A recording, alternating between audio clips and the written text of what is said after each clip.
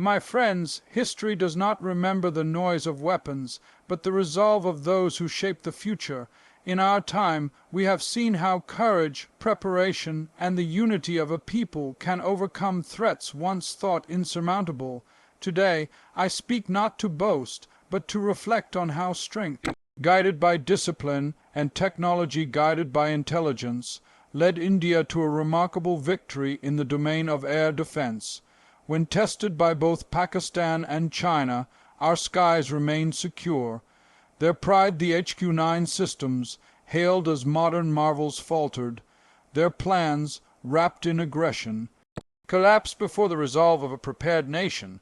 This was not a humiliation crafted in arrogance. It was a lesson in resilience, in precision, and in the quiet power of truth standing against bluster. Let us then examine not just how this moment was won, but why it mattered. For every challenge conquered by wisdom and will is a reminder that peace is preserved not by fear, but by readiness. India's recent triumph in neutralizing advanced air defense systems stands not as a mere show of military superiority, but as a powerful testament to the triumph of strategy over brute force. In the face of modern threats from Pakistan and China, India did not resort to loud declarations or provocative stances. Instead, it relied on careful intelligence gathering, precise planning, and multidimensional coordination among its defense forces. The victory did not come from overwhelming numbers or flashy displays, but from a deeply integrated defense doctrine that valued timing, knowledge, and discipline. The operation that exposed and overcame the Chinese HQ-9 and Pakistan's layered air defense was built on meticulous preparation. India understood that modern warfare is not about launching the first attack, but about being several steps ahead in the mind of your adversary. Using satellite reconnaissance, electronic warfare capabilities, and seamless communication between the tri-services, India dismantled a system that was designed to intimidate through reputation rather than proven reliability. Rather than being dazzled by imported technologies or overhyped systems, Indian strategists focused on exploiting real-time weaknesses. They studied the deployment patterns, the radar blind spots, and the logistical flaws in enemy defenses. This was not about guesswork. This was about reading the battlefield like a chessboard and making the right move at the right time. When the moment came, India executed with precision, avoiding unnecessary escalation while sending a message that strength lies in clarity, not chaos. At the heart of this strategic success was calm leadership. It is easy to be drawn into reactive warfare, striking when provoked or shouting when challenged. But the Indian response was guided by the principle that wisdom must lead power, not the other way around. There was no rush to retaliate, no indulgence in reckless operations. The plan was executed not just to win, but to teach, showing both adversaries and allies alike that India's strength is not measured by volume, but by vision. This victory reminded the world that defense is not about intimidating headlines or inflated defense deals. It is about investing in knowledge, nurturing innovation, and building a defense posture that is adaptive, agile, and rooted in realism. India did not just counter enemy systems. It exposed the cracks in their overconfidence and forced them to confront their own vulnerabilities. The Chinese HQ-9 air defense system, often paraded as a symbol of cutting-edge military technology, was expected to offer a formidable shield against any aerial threat. However, when tested in the real-time pressure of active surveillance and engagement, the system failed to deliver on its promises. This failure was not merely a tactical setback for those who deployed it, but a broader revelation that technological bravado without tested reliability can collapse under the weight of expectation. The HQ-9, derived in part from reverse engineered elements of Russian S-300 systems, lacked the robust battle hardening that defines truly effective air defense mechanisms. In the context of joint deployment scenarios with Pakistan, the HQ-9's limitations became glaringly obvious. Designed to intercept multiple types of aerial threat, including aircraft, drones, and cruise missiles, the system failed to detect and react in a timely manner to precision strike tactics employed by Indian forces. The engagement windows were either missed entirely or misjudged, highlighting a critical flaw in its tracking algorithms and radar synchronization. The result was a complete failure to neutralize high-speed, low-altitude threats that should have been well within its stated operational envelope. What this revealed was not just a technical flaw, but a deeper issue with over-reliance on systems that are impressive in exhibitions but unproven in high-pressure, multi-theater combat environments. The HQ-9's radar arrays struggled in the presence of advanced electronic countermeasures and jamming techniques. India's ability to manipulate the electromagnetic spectrum and create false targets disrupted the targeting and guidance systems of the HQ-9, rendering it almost blind at critical moments. This was a profound lesson in how technological strength cannot be separated from adaptability and real-world testing. Moreover, the integration between the HQ-9 systems and local command and control networks appeared insufficient. Delayed decision-making, poor coordination with allied Pakistani radar systems, and communication lags made it difficult for the HQ-9 batteries to respond effectively. When systems are deployed in isolation or without seamless integration into a larger operational picture, even the most expensive technologies can become ineffective. India's ability to exploit these command gaps further exposed the HQ-9's lack of resilience in a coordinated attack scenario. Another critical failure was the system's inability to adapt to dynamic aerial patterns. Indian unmanned platforms, decoys, and rapid altitude shifting tactics overwhelmed the predictive targeting logic within the HQ-9's fire control radar.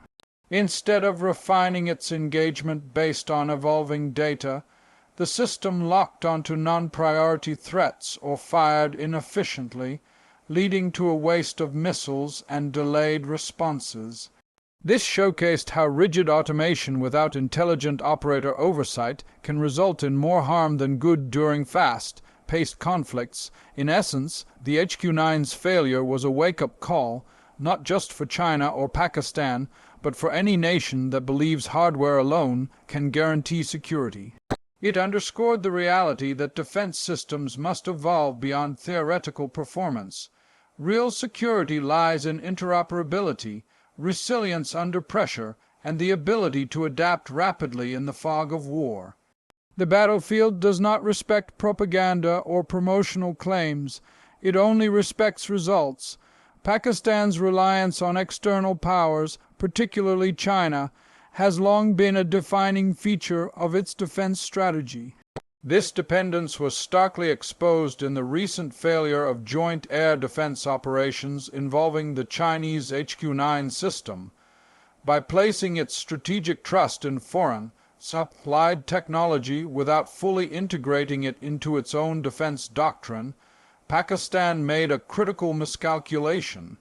Instead of building a self-reliant and deeply synchronized air defense network, it chose to act as a launchpad for externally guided military posturing. This over-reliance diluted Pakistan's operational independence and led to a chain of strategic errors that culminated in humiliation on the battlefield.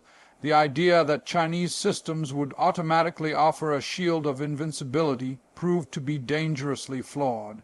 In seeking shortcuts through external military aid, Pakistan neglected the critical process of long-term capability development.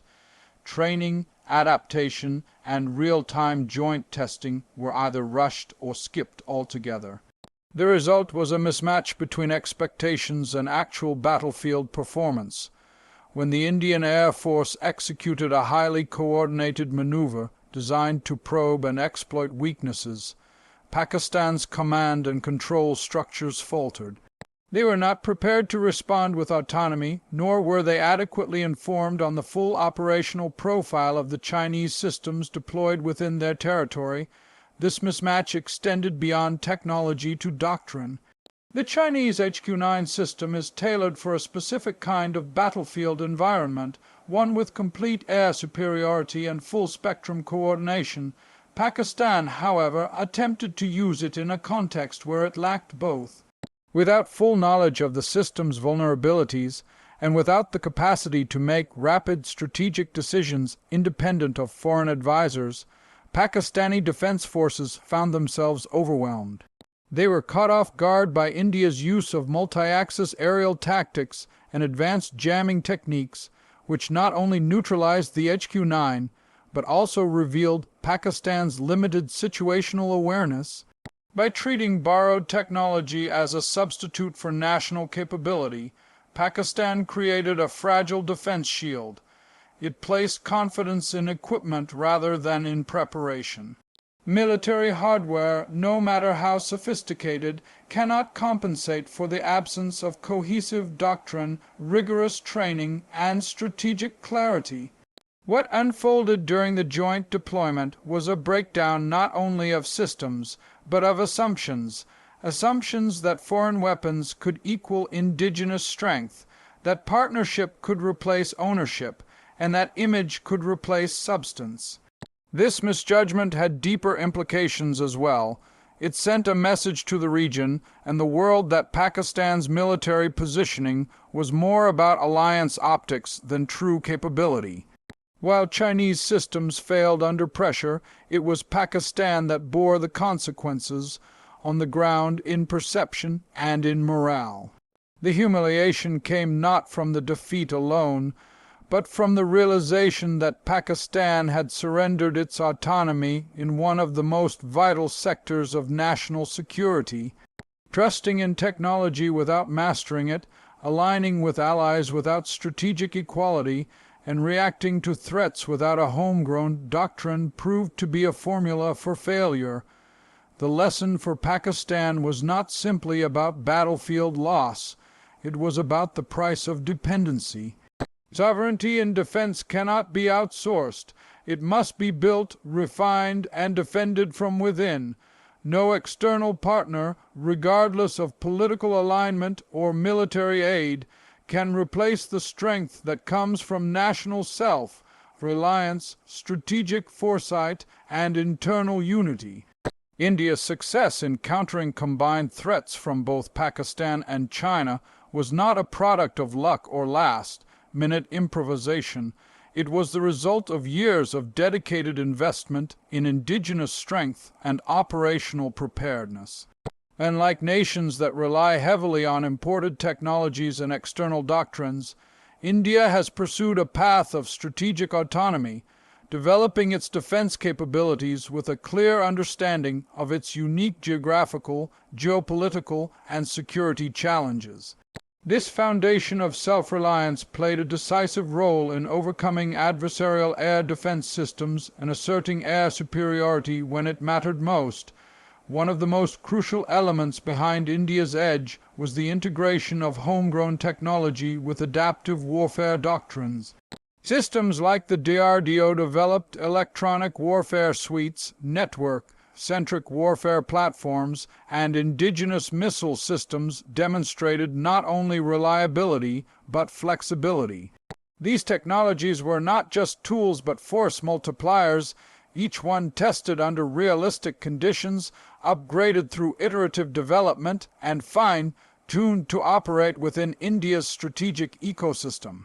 And like foreign systems that often come with operational black boxes and restricted control, Indian systems were built with full transparency, giving Indian commanders the confidence to exploit them to their fullest potential.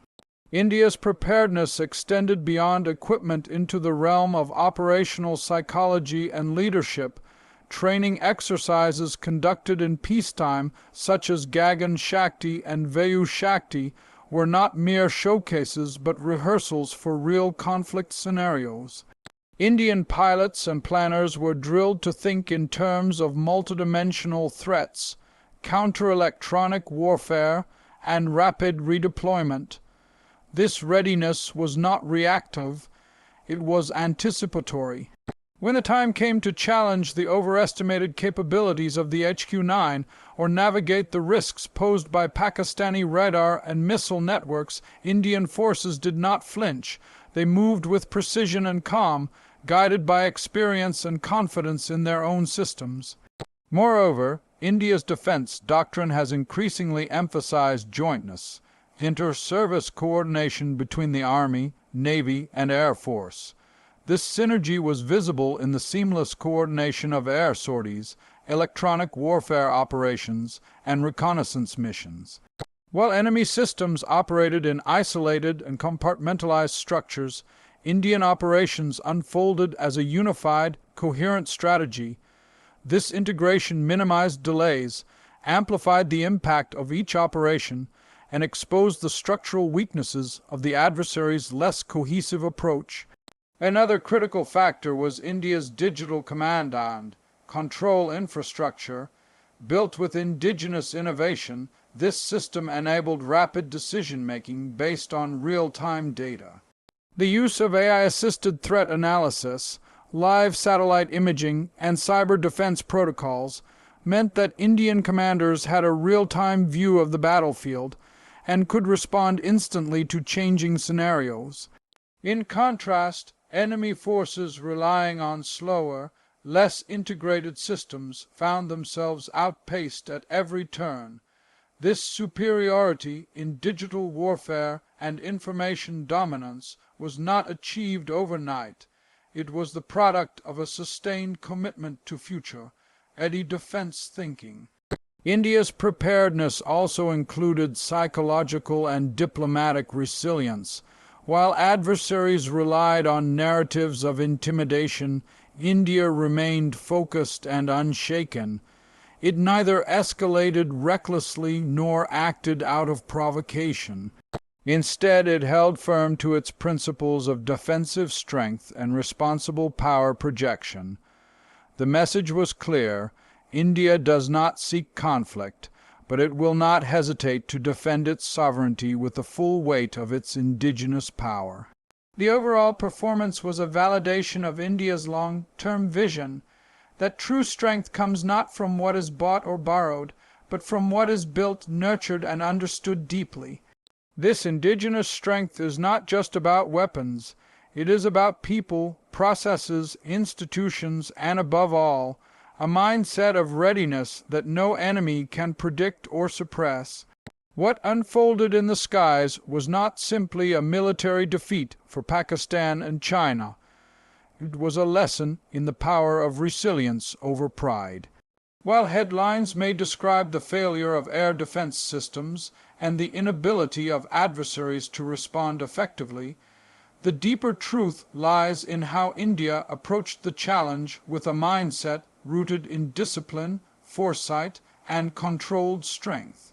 The operation was not designed to humiliate, but to neutralize a threat and send a clear signal of capability. Humiliation came as a byproduct of miscalculation on the part of the adversary, not as a goal pursued by India. India's response to the threat was deliberate, calculated, and restrained. There were no unnecessary provocations, no dramatic claims, and no attempts to glorify the success at the cost of dignity. Instead, the operation reflected a quiet confidence, one that understands that true power does not shout. This attitude is reflective of a nation that has matured in its strategic thinking. It does not seek validation through destruction or dominance, but through deterrence and preparedness. The message was subtle but powerful. Aggression will be met with precision, not with rage. This sense of resilience stems from a long tradition of facing adversity with courage and clarity. India has fought wars, dealt with terror, and navigated crises without losing its moral compass. The latest confrontation served as another chapter in that story, where success came not from causing disgrace to others, but from defending national interests without compromising values. The ability to separate tactical success from emotional triumph is what distinguishes a responsible power from an insecure one. India chose to rise above the desire for vindication and instead focused on fortifying its position.